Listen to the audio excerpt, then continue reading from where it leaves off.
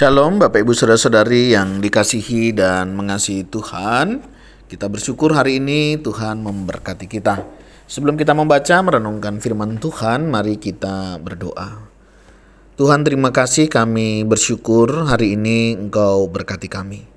Kami bersyukur untuk pemeliharaanmu, penyertaanmu, dan kasih-Mu. Terima kasih Tuhan. Sebentar kami akan membaca, merenungkan firman-Mu, berfirmanlah dan biarlah kami mengerti apa yang menjadi kehendak-Mu di dalam hidup kami.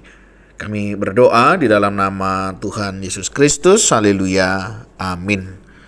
Ayat bacaan kita hari ini terambil dari Mazmur, bait yang ke-42, ayatnya yang ke-12, bait yang ke-12. Mengapa engkau tertekan, hai jiwaku, dan mengapa engkau gelisah di dalam diriku? Berharaplah kepada Allah, sebab aku bersyukur lagi kepadanya, penolongku dan Allahku. Amin. Demikianlah firman Tuhan, mari kita merenungkannya. Tema renungan kita hari ini adalah kepastian dan keamanan.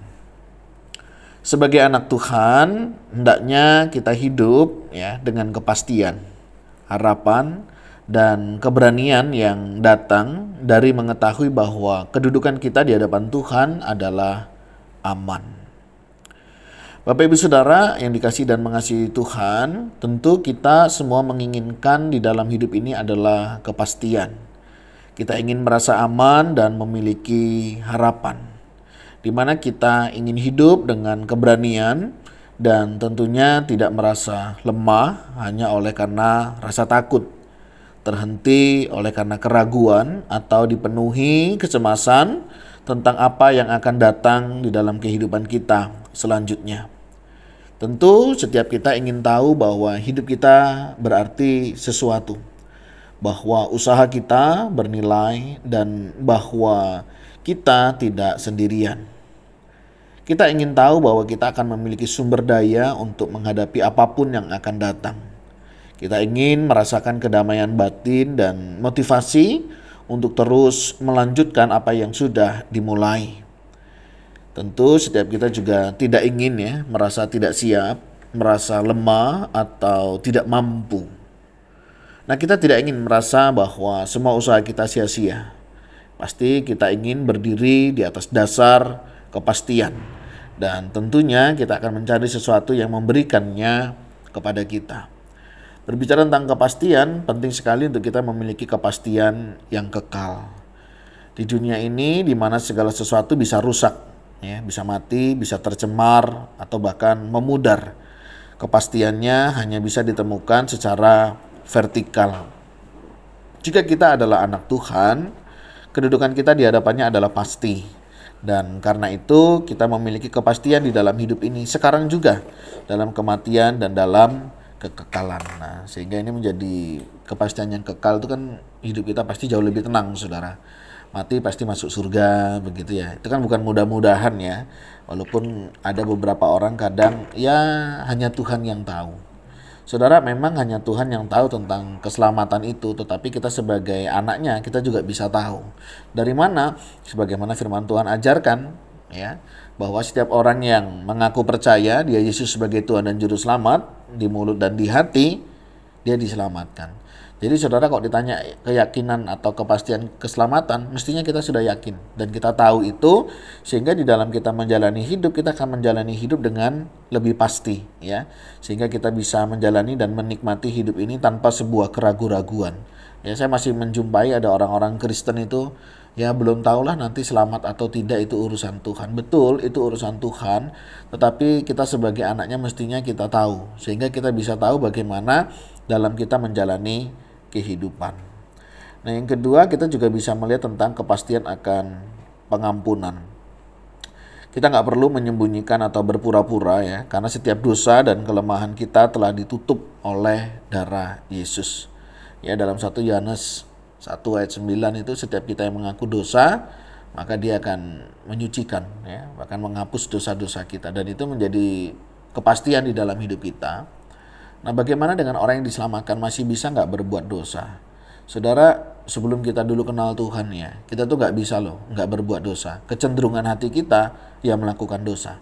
Tapi setelah kita kenal Tuhan, kita itu bisa tidak berbuat dosa. Artinya masih bisa jatuh enggak? Bisa. Tetapi dosa itu tidak lagi membawa kita jauh dari Tuhan. Ya, artinya tidak membuat kita jadi tidak diselamatkan, tidak. Tetapi itu menjadi sebuah kesadaran kita bahwa kita tetap harus bergantung kepada Tuhan. Tetapi juga jangan dianggap sebagai, oh kalau gitu bebas dong saya melakukan dosa. Saya pikir mestinya tidak. Ketika kita menyadari bahwa Tuhan begitu mengasihi kita ya di dalam hidup kita, nggak mungkinlah kita menyakiti hatinya ya dengan kita melakukan dosa. Kita tidak berbuat dosa bukan karena takut hukumannya atau konsekuensinya, tapi karena kita tidak mau menyakiti hatinya Tuhan. Nah, kepastian akan pengampunan ini sudah ada di dalam diri dan hidup kita. Nah, selanjutnya kepastian apa lagi yang kita juga butuhkan ya, tentunya kepastian kekuatan, di mana kita nggak perlu takut bahwa kita tidak memiliki apa yang diperlukan ya, karena Tuhan juru selamat kita sudah memberikan segala sesuatu yang kita butuhkan untuk melakukan apa yang dipanggilnya. Jadi kita nggak perlu takut ya kekhawatiran di dalam hidup kita. Dalam Filipi 4:13 itu kan mengingatkan segala perkara dapat kutanggung di dalam Dia ya, yang memberikan kekuatan kepadaku. Saudara, ini menjadi kepastian kita akan kekuatan di dalam menjalani hidup ini ya. Jadi nggak perlu takut akan apa yang akan menjadi keperluan kita juga ya. Firman Tuhan juga ingatkan, jangan kamu khawatir ya. Kekhawatiran itu hanya dilakukan oleh orang-orang yang tidak punya Allah, yang tidak mengenal Allah. Kalau kita percaya, mengenal, dan kita tahu Allah itu ada, kita nggak perlu khawatir. Kenapa? Tuhan senantiasa beserta dengan kita. Ada kata Immanuel, artinya apa? Allah beserta dengan kita. Ngapain lagi kita takut? Ngapain lagi kita cemas? Ya, itu hanya dimiliki oleh orang-orang yang tidak mengenal Tuhan. Kalau kita sudah mengenal Tuhan, mestinya kita yakin dan percaya Tuhan tidak hanya menciptakan kita, tetapi juga Tuhan yang memelihara. Nah, selanjutnya kepastian akan pendampingan ya. Kita nggak perlu khawatir akan ditinggalkan sendirian ya, karena Tuhan juru selamat kita menjadikan kita sebagai tempat tinggalnya. Jadi saudara nggak perlu takut ya. Waktu Yesus mau terangkat, dia bilang nanti ada Roh Kudus ya yang akan membimbing dan menolong kita. Kita juga tidak ditinggalkan sebagai yatim piatu begitu ya. Karena apa? Karena Tuhan senantiasa beserta. Mungkin kita ditinggalkan oleh orang tua ya. Saya nggak punya lagi orang tua di dunia ini ya, karena bapak mama saya sudah kembali. Tetapi bukan berarti Tuhan tidak menyertai hidup saya. Dan di situ menjadi kesadaran buat saya ketika saya punya anak-anak ya. Saya tahu tanpa saya pun mereka bisa, karena mereka adalah milik-milik Tuhan ya. Karena mereka adalah milik Tuhan, jadi bagian saya akan kerjakan bagian saya.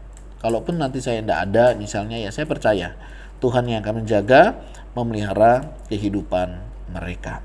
Nah, kepastian juga yang lain yang tentu menjadi kebutuhan kita ya, kepastian akan pengampunan ya masa lalu. Kita nggak perlu hidup ya dengan terus menggumuli masa lalu begitu ya, sehingga kita tidak bisa move on kalau anak zaman sekarang, dan kita terus dihantui dengan masa lalu. Karena apa? Semua dosa masa lalu kita telah diampuni oleh kasih karunia-Nya. Saudara, Tuhan sudah mengampuni setiap dosa-dosa kita. Nah, waktu Tuhan Yesus di atas kayu salib, dia itu bilang tetelestai. Artinya apa? Sudah selesai. Dosa-dosa kita dahulu, dosa-dosa kita sekarang, bahkan dosa-dosa yang akan kita lakukan. Ya, Tuhan sudah menyelesaikan semuanya itu di atas kayu salib. Nah, kalau begitu sekali lagi, apakah kita boleh bebas berbuat dosa? Tentunya tidak. Ya, dulu nggak bisa tidak, tapi kan sekarang bisa menjadi sebuah pilihan untuk tidak melakukan dosa.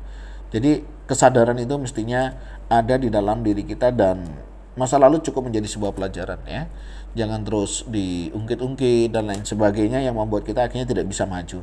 Dan jangan membawa masa lalu di dalam kehidupan kita masa sekarang ya. Karena itu bisa menghambat, menghalangi di dalam kemajuan kehidupan kerohanian kita. Nah, selanjutnya kepastian apa lagi? Kepastian akan identitas. Kita nggak perlu mencari identitas, makna, atau tujuan, karena Dia telah menjadikan kita anaknya dan memanggil kita untuk tujuannya. Jadi saudara, hidup kita itu bukan apa kata orang. Hidup kita itu bukan apa kata lingkungan kita. Hidup kita itu apa kata Tuhan. Ya. Jadi kalau kita sadar hidup kita apa kata Tuhan, jadi jangan gara-gara omongan orang begitu ya, kita nggak bisa bangkit. Jangan gara-gara omongan orang kita jadi jatuh. Orang tua kita itu dengan susah payah mengajari kita berjalan. Ya, jangan hanya dengan kata-kata orang saja kita jadi jatuh. Ya, identitas kita jelas, kita sebagai anaknya. Di dalam Yohanes juga kita diingatkan kita adalah pewaris ya dari apa yang Tuhan sudah sediakan bagi kita.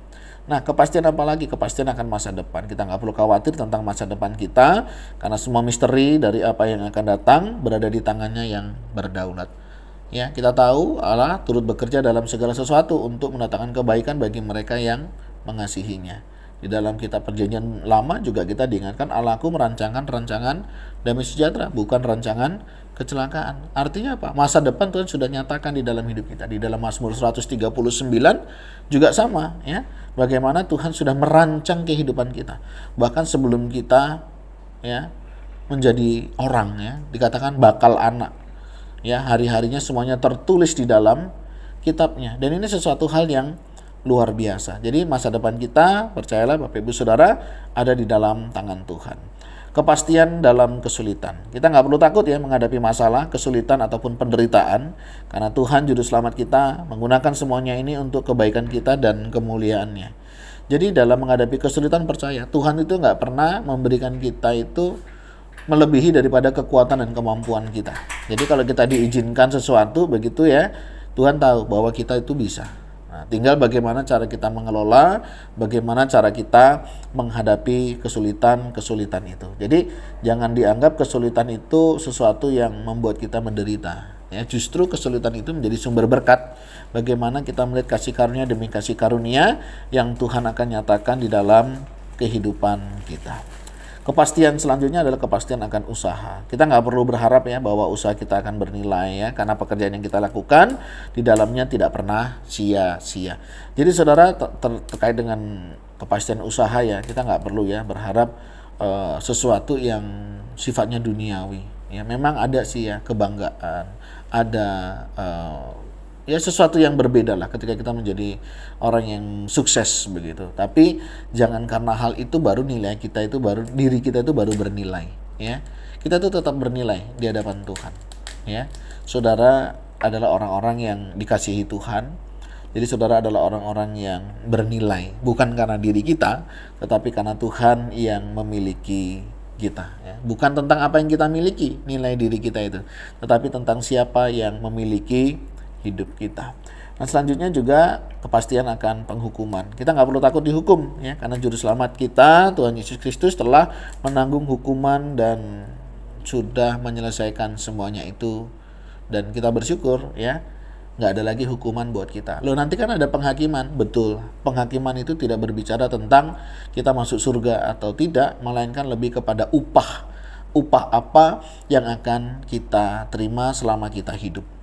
Keselamatan memang adalah anugerah, bukan karena aktif pelayanan, bukan karena rajin berbuat baik, bukan ya, tetapi karena anugerah dari Tuhan. Nah, tetapi sebagai orang-orang yang sudah mendapat anugerah, kan menghidupi anugerah itu ya, sehingga ada firman Tuhan katakan kerjakanlah keselamatanmu. Artinya apa? Kita mesti bertanggung jawab akan keselamatan yang sudah Tuhan berikan. Nah, waktu kita mengerjakan keselamatan melalui disiplin rohani ya, misalnya doa pagi, baca firman, persekutuan, beribadah, melayani ya, berbuat baik, membantu orang, itu Tuhan perhitungkan ya, sehingga pada penghakiman nanti itu kita akan menerima upah yang Tuhan sudah sediakan kepada kita. Nah, dengan iman kita berdiri di hadapan Tuhan dengan sebuah kepastian ya, keamanan ya. Karena itu hidup kita saat ini diberkati dengan segala jenis berkat yang sudah Tuhan tadi nyatakan.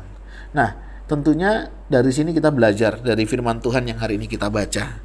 Kita nggak perlu lagi tertekan, kita nggak perlu lagi gelisah. Ya, ada banyak orang kadang tertekan jiwanya, gelisah hidupnya gara-gara ini tadi. Faktor keamanan, usaha, kesulitan, masa depan, identitas ya, masa lalu, masalah pendampingan, kekuatan, pengampunan, dan juga kehidupan yang kekal. Saudara nggak perlu lagi tertekan. Nanti aku selamat nggak ya? Nanti aku kuat nggak ya? Nanti aku bisa nggak ya? Saudara nggak perlu takut ya, nggak perlu tertekan, dan nggak perlu juga gelisah di dalam diri kita menjalani hari-hari ini. Karena apa? Tuhan sudah memberikan kepastian kepada setiap kita. Selanjutnya apa yang kita lakukan? Sebagaimana firman Tuhan yang kita baca, berharaplah kepada Allah. Sebab aku bersyukur lagi kepadanya, penolongku dan Allahku. Jadi Bapak Ibu Saudara, mari saya ajak untuk kita bersama berharap dan bersyukur hanya kepada Allah saja. Dia yang menciptakan kita, Dia yang memelihara, Dia juga yang menyelamatkan setiap kita. Nah, kiranya setiap kita hidup dengan penuh sukacita karena kita ada kepastian di dalam kita menjalani kehidupan ini. Tuhan, terima kasih, kami bersyukur hari ini Engkau boleh berkati kami. Kami ada sebagaimana kami ada semua karena berkat kemurahan-Mu. Terima kasih ya Tuhan. Bersyukur untuk setiap kepastian yang Engkau juga boleh berikan, sehingga kami gak perlu takut, gelisah, khawatir, tertekan jiwa kami. Tapi kami boleh bersyukur dan bersukacita dan berharap hanya kepada-Mu. Jika ada hal-hal yang masih membuat kami tertekan dan gelisah hari ini ya Tuhan, kami berdoa kiranya Engkau membawa kami untuk kami tetap berharap hanya kepada-Mu. Terima kasih Tuhan, ini doa seru kami naikkan di dalam nama Tuhan Yesus Kristus. Haleluya, amin. Bapak Ibu Saudara, demikian renungan kita hari ini. Kiranya Tuhan Yesus memberkati kita sekalian. Shalom.